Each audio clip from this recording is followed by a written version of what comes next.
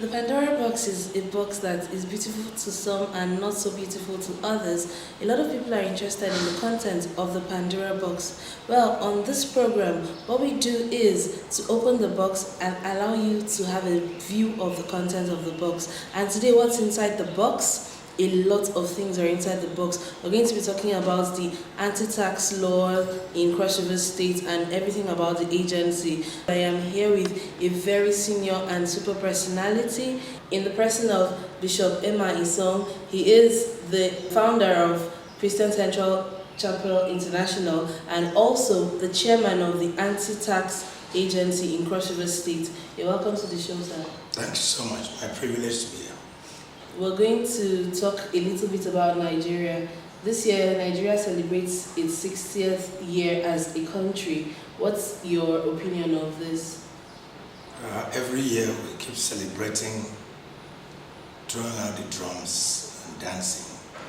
But I can tell you that Nigeria is not the same in the past 20 years of our democracy. We should realign ourselves back as a nation to get back the spirit of patriotism by our citizens, and of course productivity in the area of economy.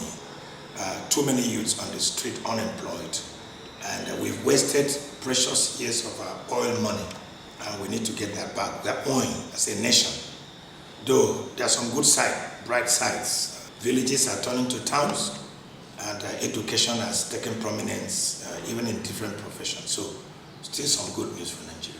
Okay, so as the chairman anti-tax agency in Cross River State, this particular question is a bit funny. Yesterday, about 12 people were arrested for going against this law in the state. My question is, if, for instance, you're amongst the 12 that were arrested yesterday, you found a member of your church, what would be your reaction to that?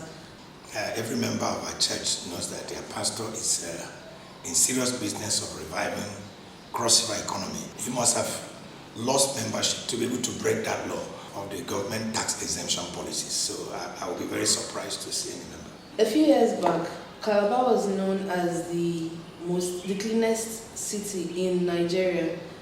It's not so this past few months and years. What's your take on this, and how can it be improved? Well, three reasons. Number one, our people see sanitation, cleanliness, environmental cleanliness as government policy. So when the government that emphasizes that goes, they relent. Sanitation should be personal, characteristic, traditional behavior of our people in Cross River and Akwa Ibom. We are naturally clean people. So if we see our street unclean, our compounds unclean, we've lost that tradition. And of course, also, people that dirty the streets are neighbors. There should be neighborhood watch, watch over our shoulders and find out from your neighbor. For instance, if you're in a taxi and you drop some paper, people in the vehicle should call your attention that, look, excuse me, you've dropped something. That's how it should be, individual policing each other. And of course, thirdly, there should be stringent penalties on some behaviors. I'm sure that the Ministry of Environment is doing their best, and it's imposing fines on those who breach government policy on environmental sanitation. So these fines should be more strict and more emphasized. Maybe the streets will become clean again. Recently, a man of God said that by December, Jesus Christ is returning to take Christians home. And also, Benny Hinn and Pastor Chris Oyakilome have contributed to this. What's your take on this particular thing? Like, are we expecting the rapture by December? People cannot eat in a restaurant and I'll go and pay the bills. Anybody who says Jesus is coming December should wait till January. We'll look for him and ask him. As for me, Bible says, that time and hour no man knows, including Benny Hinn, including even when Jesus was on earth, he didn't know.